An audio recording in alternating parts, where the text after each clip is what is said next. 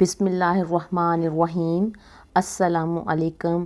آپ دیکھ رہے ہیں ماہین اسلامک وائس۔ آج کا ہمارا ٹاپک ہے ماں کے اوپر ہونے والی زیادتیوں کی ہارٹ ٹچنگ سٹوری۔ ماہ رمضان میں 27ویں روزے والے دن میری ساس روزے کی حالت میں نماز پڑھ رہی تھی تو اس کی موت ہو گئی۔ وہ پورے خاندان میں ایک شیطان عورت مشہور تھی، مگر اس کی موت کو دیکھ کر سب لوگ رشک کرنے لگے کہ وہ بہت نیک تھی۔ ساس نے وصیت کی تھی کہ میرا جنازہ میری بیٹی پڑھائے گی، اور جنازہ پڑھا کر بیٹی نے ماں کے چہرے سے کفن اٹھایا تو اس کا دل پھٹ گیا۔ شادی ہو کر جب میں سسرال آئی تو سب ہی میرے ناز نخرے اٹھاتے تھے۔ میرے سسرال میں جوائنٹ فیملی سسٹم تھا۔ میں سب سے چھوٹی بہو تھی۔ میرا شوہر عمران اپنے گھر میں سب سے چھوٹا بیٹا تھا۔ بڑے 4 بھائی شادی شدہ تھے۔ ان چاروں بھائیوں کی ایک ہی بہن تھی، وہ عمر میں سب سے بڑی تھی۔ عمران نے مجھے پہلے دن ہی سمجھا دیا تھا کہ مجھے ان کی بڑی بہن کی عزت بھی ویسے ہی کرنی ہے جیسے ان کی والدہ کی کرنی ہے۔ بڑی بہن غیر شادی شدہ تھی، وہ شادی نہیں کرنا چاہتی تھی، اس لیے ہمیشہ وہ ہمارے ساتھ ہی رہے گی۔ میرے سسر جو تھے وہ حیات نہیں تھے۔ سب بھائی ایک ہی گھر میں رہتے تھے۔ میری سب جٹھانیاں میری نند کو آپا جی کہتی تھیں، لیکن مجھے اپنی نند عجیب سی لگتی تھی۔ وہ پورا دن کمرے میں بند رہتی۔ جب وہ اپنے کمرے میں ہوتی تو کسی کو بھی اس کے کمرے میں جانے کی اجازت نہ ہوتی۔ وہ بس کھانے کے وقت باہر آتی اور کھانا کھا کر کمرے میں چلی جاتی۔ گھر کا ہر معاملہ آپا جی سے طے کیا جاتا تھا۔ میری ساس کو کوئی پوچھتا ہی نہیں تھا۔ کاروبار کے معاملے میں بھی جب کوئی لین دین کی بات آتی تو نند سے مشورہ کیا جاتا۔ مجھے یہ بات بہت عجیب سی لگتی تھی۔ ویسے تو عمران مزاج کے بہت اچھے تھے، لیکن چاروں بھائی بہن کے خلاف ایک لفظ بھی سنتے نہیں تھے۔ کہتے تھے کہ وہ اللہ کی نیک بندی ہے، وہ کسی غیر مرد کے سامنے نہیں آتی۔ چادر کے بنا میں نے اس کو کبھی نہیں دیکھا تھا، لیکن جو باتیں آہستہ آہستہ میرے سامنے کھلنے لگی وہ مجھے تشویش میں ڈالنے لگی۔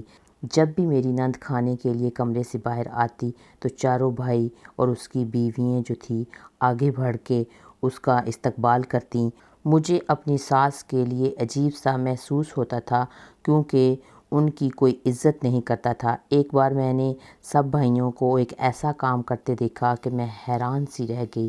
میں نے دوسرے دن اپنی جٹھانی سے پوچھا، ہمارے گھر کے جو مرد ہیں وہ ماں کی نسبت آپا کو زیادہ اہمیت کیوں دیتے ہیں، حالانکہ وہ ماں ہیں، بہن سے زیادہ حسن سلوک اور فرمانبرداری کی وہ حقدار ہیں۔ یہ بات سن کر میری جٹھانی نے مجھے چپ رہنے کو کہا اور کہا کہ آہستہ بولو، اگر یہ بات کسی مرد نے سن لی تو تمہاری خیر نہیں ہے۔ میں حیرت سے اپنی جٹھانی کا منہ تکنے لگی۔ میں نے ایک عام سی بات کی تھی، لیکن جٹھانی کا رد عمل ایسا تھا کہ جیسے میں نے کوئی غلط بات کر دی ہو۔ میں چپ سی ہو گئی۔ عمران میرا بہت خیال رکھتے تھے۔ ایک دن میں نے ان سے ذکر کیا کہ آپ امی سے زیادہ بہن کو اہمیت کیوں دیتے ہو؟ میری بات سن کر عمران کا چہرہ سرخ ہونے لگا۔ وہ مجھے قہر بھری نظروں سے دیکھنے لگے اور کہنے لگے کہ میری بہن کے بارے میں ایک لفظ نہ بولنا، وہ بہت نیک اور پارسا ہے، وہ جتنی قابل عزت ہے ہم اس کا اتنا احترام نہیں کر پا رہے۔ مجھے عمران کا غصہ دیکھ کر سمجھ آ گئی تھی کہ مجھے جٹھانی نے کیوں منع کیا تھا۔ ایک بار سب بھائیوں نے ایک رقم اپنی بہن کے سامنے رکھی اور کہنے لگے کہ اپنے بابرکت ہاتھ اس رقم کو لگا دو، ہم نے اسے کاروبار میں لگانا ہے، اگر ان پیسوں پر آپ کے ہاتھ لگ جائیں گے تو ہمیں نفع ہوگا۔ میں یہ دیکھ کر حیران رہ گئی۔ میری نظروں نے دیکھا کہ آپا نے کچھ پڑا اور پیسوں کے اوپر پھونک دیا۔ یہ بات مجھے کچھ درست نہیں لگی تھی۔ یہ بات ایک بہن کے احترام سے بڑھ کر کوئی اور رخ اختیار کر رہی تھی۔ میں عمران کا رد عمل دیکھ کر بری طرح گھبرا گئی۔ یہی حال میری باقی جٹھانیوں کا بھی تھا۔ نند کے معاملے میں وہ منہ سے ایک بھی لفظ نہیں نکال سکتی تھیں۔ ساس بھی اپنے ماتھے پر تیوری چڑھائے اپنا دل جلاتی رہتی تھی۔ ایک بار میری ساس نماز پڑھ رہی تھی اور دعا مانگتے ہوئے رونے لگی۔ ان کا یہ حال دیکھ کر میرا دل تڑپ کر رہ گیا۔ جس احترام اور عزت کی وہ حقدار ہیں، ان کے بچے وہ حق اپنی بڑی بہن کو دے رہے ہیں۔ مجھے دروازے پر دیکھ کر میری ساس نے جلدی سے اپنے آنسو صاف کر لیے۔ میں ان کے پاس گئی۔ میں نے ان سے پوچھا کہ ان کی طبیعت تو ٹھیک ہے نا؟ وہ مجھ سے نظریں چرانے لگی اور کہنے لگی کہ میں ٹھیک ہوں۔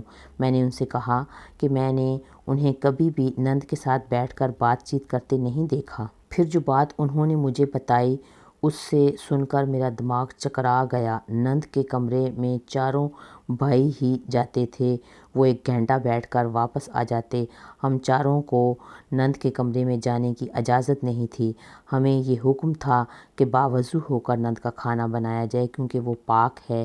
مجھے اس قسم کی باتوں کو اپنانا کچھ جہالت سی لگ رہی تھی، لیکن میری دوسری جیٹھانیاں اپنے نند کی غلام ہو چکی تھیں۔ انہی دنوں ماہ رمضان کا چاند نظر آیا تو میری نند سفید کپڑے پہنے ہوئے باہر آئی اور کھلے صحن میں کھڑی ہو گئی۔ چاند کو دیکھ کر آنکھیں بند کی اور کچھ پڑھنے لگی۔ اس وقت صحن میں ہم سب موجود تھے، بس میری ساس وہاں موجود نہیں تھی۔ کچھ ہی دیر میں میری نند نے بند آنکھوں سے کہا کہ امی یہاں کیوں نہیں ہے؟ یہ سنتے ہی چاروں بھائی امی کو بلانے لگے اور پکارنے لگے۔ میں نے کہا کہ میں بلا کر لے آتی ہوں۔ عمران نے مجھے یوں دیکھا کہ جیسے میری جان ہی نکال دیں گے۔ جب تک آپا جی حکم نہ دیں کوئی اپنی جگہ سے نہیں ہلے گا۔ نہ جانے ہماری امی بھی کیوں ایک نیک عورت سے ضد لگائے بیٹھی تھیں، اللہ کے غضب کا شکار ہو گئیں۔ وہ پتہ نہیں کیا ہوا کہ اپنے شوہر کے منہ سے ان کی والدہ کے بارے میں یہ کلمات سن کر مجھے بہت برا لگا۔ چاروں بھائیوں نے ماں کو پکارا تو وہ بیچاری چلی آئی۔ کہنے لگی کہ میں قرآن پاک پڑھ رہی تھی اس لیے آنے میں مجھے دیر ہو گئی۔ میرا جیٹھ غصے سے کہنے لگا، جب میری بڑی آپا آپ کو باہر آنے کو کہہ رہی تھی تو آپ باہر کیوں نہیں آئی؟ نند نے جیٹھ کو چپ رہنے کا اشارہ کیا تو وہ چپ ہو گئے۔ اس کے بعد میری نند نے جس عمل کے لیے ہمیں کہا وہ میں مر کر بھی نہیں کر سکتی تھی۔ میں نے صاف انکار کر دیا۔ میری بات سن کر عمران نے زوردار تھپڑ میرے منہ پر مار دیا۔ میں حواس باختہ ہو کر رہ گئی اور تھپڑ اتنے زور کا تھا کہ میں دور جا کر گری۔ پھر عمران میرے پاس آئے اور گڑگڑاتے ہوئے بولے، آئندہ تم نے انکار کیا تو مجھ سے برا کوئی نہیں ہوگا۔ آہستہ آہستہ سبھی وہاں سے اندر چلے گئے۔ میری نند بھی جا چکی تھی۔ میں تو یوں ہی جیسے کوئی بے جان مجسمہ ہو۔ میری ساس نے مجھے پانی پلایا اور کہنے لگی کہ یہ عورت نہیں ڈائن ہے، پتہ نہیں خود کو کیا سمجھتی ہے، لیکن ایک دن میں اس کا راز فاش کر دوں گی۔ میری ساس نے غصے سے یہ الفاظ آپا جی کے بارے میں کہے تھے۔ آج شام مجھے اپنی قسمت خراب ہونے پر رونا آ رہا تھا۔ اسی وقت میری نند نے کہا تھا کہ سب لوگ میرے ہاتھ کا بوسہ لے کر اپنی آنکھوں کو لگائیں۔ میں ان باتوں کو نہیں مانتی تھی، پھر میں یہ عمل جبراً کیوں کرتی؟ سب سے پہلے میری ساس نے آپا کے ہاتھ کو بے بسی سے چوما اور آنکھوں پر لگایا۔ میری ساس کے چہرے سے یہ لگ رہا تھا کہ وہ یہ کام مجبوری میں کر رہی ہیں۔ پھر باری باری سب بھائیوں نے یہ عمل دہرایا۔ پھر میں نے انکار کر دیا، جس کے نتیجے میں میری گال پر عمران کے ہاتھوں کے نشان موجود تھے۔ اس وقت مجھے اپنی ساس اپنی سب سے بڑی ہمدرد لگی۔ اس دن بھی جب میں اپنی ساس کو چائے دینے کے لیے گئی تھی، انہوں نے کہا کہ میں آپا جی سے کیوں بات نہیں کرتی؟ تو ان سے کہا تھا کہ وہ آپا جی سے بات کیوں نہیں کرتی، وہ ان کی بیٹی ہے۔ تب وہ چلا کر بولی کہ بیٹی نہیں ڈائن ہے۔ مجھے ساس اپنے کمرے میں لے گئی، پھر مجھ سے کہنے لگی کہ تم چپ کر جاؤ، اللہ کی ذات بہت بڑی ہے۔ میں نے اپنی ساس سے پوچھا کہ آخر یہ سب کیا ہے؟ پھر جو انکشاف میری ساس نے مجھ پر کھولے، میری تو روح کانپ گئی۔ برائی کا انجام برا ہی ہوتا ہے۔ دوسرے دن میں نے عمران سے معافی مانگ لی تو وہ بہت غصے میں تھے۔ کہنے لگے کہ آپا جی سے معافی مانگو۔ سحری کا وقت تھا، وہ سحری کرنے کے لیے اپنے کمرے سے باہر آئی۔ میں نے آپا جی سے ہاتھ جوڑ کر معافی مانگ لی۔ آپا نے اپنے ہاتھ آگے کر لیے اور کہا کہ اسے چوم کر اپنی آنکھوں پر لگاؤ۔ اس وقت میں بے بس تھی۔ اس کے بعد میں نے ایسا ہی کیا جیسا آپ نے کہا تھا۔ اس کے بعد میں نے عمران کی کسی بھی بات پر اختلاف نہیں کیا۔ مجھے آپا جی سے چڑ سی ہو گئی تھی۔ ان کے کمرے کی صفائی پر ایک بڑی عمر کی عورت مامور تھی، لیکن آپا جی کی اچھائی کے پیچھے جو راز تھا وہ مجھے جاننا تھا۔ میں نے اپنی آپا کے کمرہ صاف کرنے والی بڑی عمر کی عورت کے ہاتھ پر 1000 روپے کا نوٹ تھما دیا اور اسے اپنے کمرے میں چھپا دیا اور اس کے کپڑے خود پہن کر اور دوپٹہ ذرا نیچے گرا کر آپا جی کے کمرے میں چلی گئی۔ مجھے دیکھ کر آپا جی کہنے لگی کہ تم نے اپنا چہرہ کیوں چھپایا ہوا ہے؟ میں نے بھاری سی آواز سے جواب دیا، میں نے آج ایک گناہ کیا ہے اور آپا آپ بہت پاک ہیں، میں آج آپ کو اپنا گناہ گار چہرہ نہیں دکھانا چاہتی، رات کو اپنے رب کے حضور توبہ کروں گی، پھر آپ کے سامنے اپنا چہرہ کھول دوں گی۔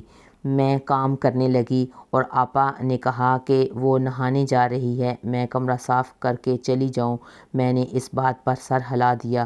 ان کے کمرے میں ویسے تو اگر بتیاں لگی ہوئی تھیں مگر ایک عجیب سی بدبو آ رہی تھی۔ میں نے جلدی سے صفائی کی اور پھر سامنے رکھے ہوئے قرآن پاک کے پاس آ گئی۔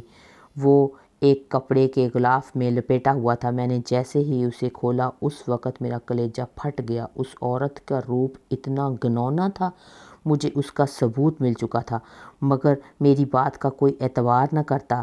جب میری ساس کی بات پر کسی کو یقین نہیں تھا تو میری بات کی وہاں کیا اوقات تھی؟ میں کمرہ صاف کر کے باہر آ گئی۔ ایسے ہی ماہ رمضان کے دن گزرتے گئے۔ پھر 27ویں روزے والے دن میری ساس نماز پڑھتے ہوئے انتقال کر گئی۔ سب کچھ اتنا اچانک ہوا کہ ہم سب پریشان ہو گئے۔ گھر میں رونا دھونا مچ گیا۔ میری ساس بہت نیک عورت تھی، وہ لوگوں کی چھپ کر مدد کرتی تھی۔ ان کی میت پر نہ ختم ہونے والا ہجوم تھا۔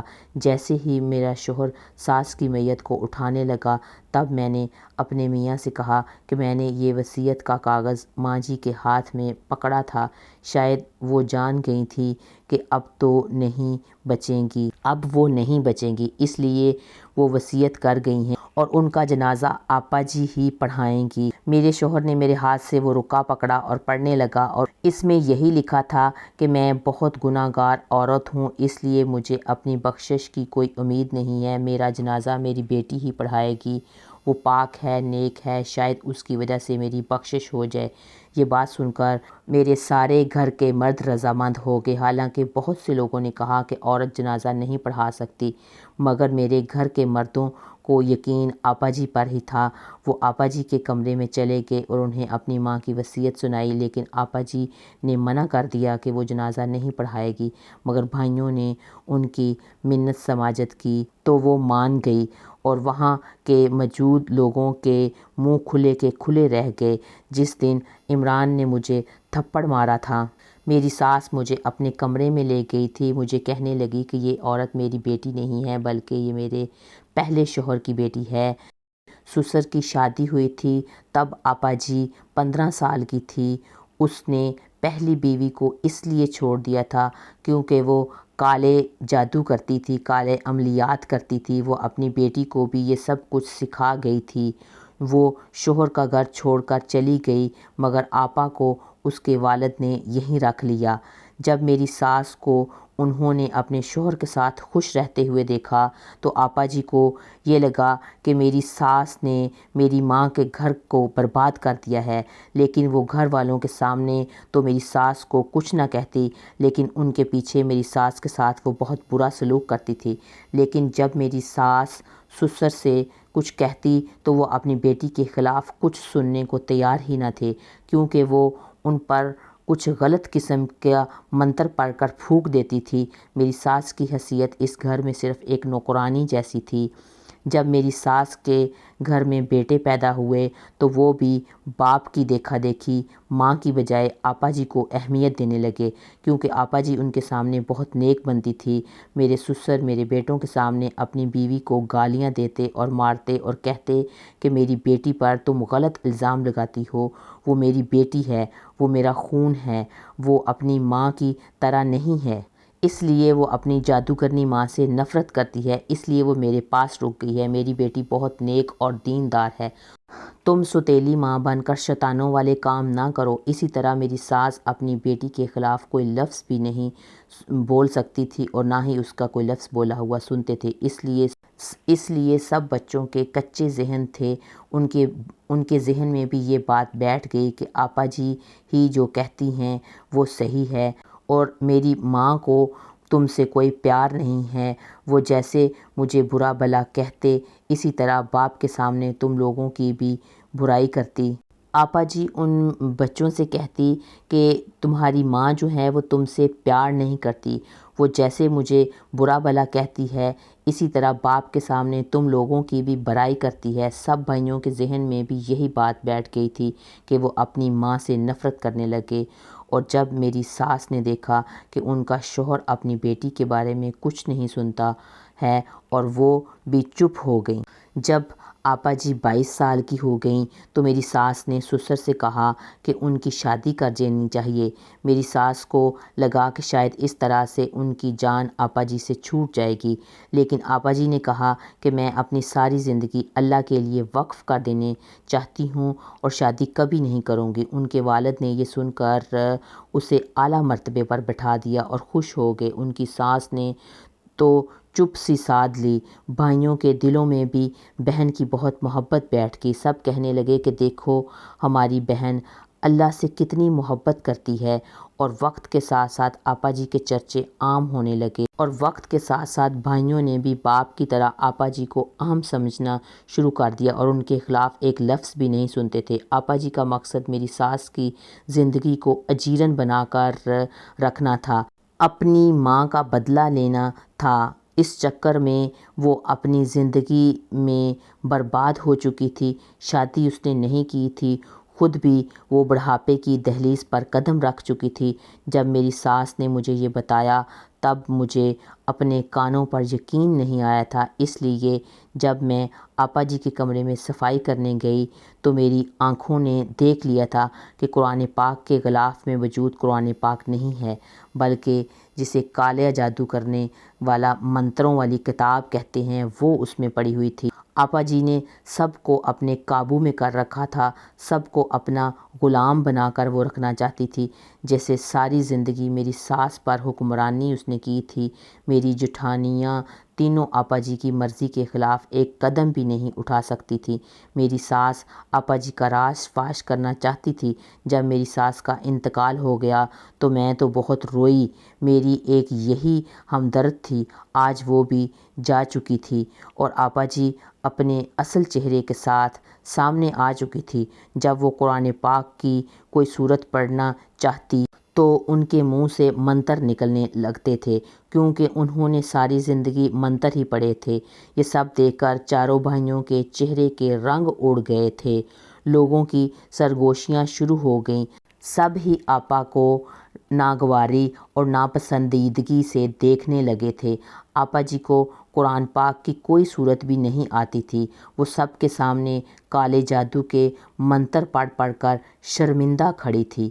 پھر اسی وقت میری ساس اٹھ کر بیٹھ گئی۔ اصل میں میری ساس مری نہیں تھی، بلکہ یہ سب پلان ہم دونوں نے مل کر بنایا تھا تاکہ آپا جی کے چہرے کو بے نقاب کیا جا سکے۔ میری ساس کو زندہ دیکھ کر سب کی چیخ بلند ہو چکی تھی۔ پھر میری ساس نے سب کو آپا جی کی اصلیت بتائی۔ میرا جیٹھ اور شوہر شرمندگی سے اپنی نظریں نہیں اٹھا پا رہے تھے۔ آپا جی جلدی سے کمرے میں بھاگ کر چلی گئی۔ ان کا راز فاش ہو چکا تھا۔ سب بھائی آپا جی کے کمرے میں چلے گئے اور آپا اپنی امی کو فون کر کے سب کچھ بتا رہی تھی۔ سب سے بڑے بھائی نے کہا کہ آپا تم اپنا سامان پیک کر لو، تم اب یہاں نہیں رہ سکتی۔ بہتر ہے کہ تم جس ماں کو فون کر کے سب کچھ بتا رہی ہو تم اسی کے پاس چلی جاؤ۔ ہمیں افسوس ہے کہ ہم نے تمہیں عزت دی، اس مرتبے پر پہنچایا جس کی تم حقدار نہیں تھی۔ اگر تم آدھے گھنٹے کے اندر اندر باہر نہ نکلی تو ہم تمہیں دھکے دے کر اس گھر سے نکال دیں گے۔ آپا جی کچھ نہیں بولی، خاموشی سے سامان پیک کیا اور پھر جانے لگی تو صحن میں آپا نے آ کر میری ساس کی طرف دیکھا اور پھر ہنس کر کہنے لگی، تم نے میرے ساتھ جو دھوکہ کیا، دیکھو میں تمہارا کیا حال کروں گی۔ اس کی اس کھلی دھمکی پر میرے جیٹھ نے آپا کے منہ پر تھپڑ رسید کر دیا اور کہنے لگا کہ تم ہمیں جتنا بیوقوف بنا سکتی تھی بنا چکی ہو، اب یہاں سے چلی جاؤ۔ ہم نے تمہاری وجہ سے اپنی سکی ماں کے ساتھ بہت ناانصافی کی ہے۔ اگر تم نے کچھ کیا تو ہم تمہیں زندہ نہیں چھوڑیں گے۔ بہتر ہے کہ تم یہاں سے چلی جاؤ۔ اگر تم نے اپنے ناپاک ارادوں سے میری ماں اور ہمیں کچھ نقصان پہنچانے چاہا تو ہم بھی تمہارے ساتھ بہت برا کریں گے۔ یہ کہہ کر میرے جیٹھ نے آپا کو دھکا مار کر گھر سے نکال دیا۔ میں نے کہا کہ آپا نے جو بھی کیا ہے وہ گناہ ہی تھا، کسی کا نیک ہونا کبھی بھی ہمیں اس بات کی ترغیب نہیں دیتا کہ ہم اسے ضرورت سے زیادہ بلند مرتبہ دے دیں۔ جو نیک لوگ ہوتے ہیں وہ کبھی بھی اپنے منہ سے اپنی بات کا اعتراف نہیں کرتے، وہ نیکی کر کے بس دریا میں ڈال دیتے ہیں۔ آپا جی کے جانے کے بعد سب گھر والوں نے میری ساس سے معافی مانگی اور میری ساس نے ان سب کو معاف کر دیا۔ آج اتنے سالوں کے بعد گھر میں سب کچھ ٹھیک ہو گیا تھا۔ میری ساس بھی بہت خوش تھی، اللہ تعالیٰ کا شکر ادا کرتی ہے کہ اللہ کے کرم نوازی سے یہ گھر اب جنت بن گیا ہے۔ اگر آپ کو میری ویڈیو اچھی لگی ہے تو میری ویڈیو کو لائک کریں، میرے چینل ماہین اسلامک وائس کو سبسکرائب کریں اور کمنٹ کر کے اپنی رائے کا اظہار بھی کیا کریں۔ فی امان اللہ۔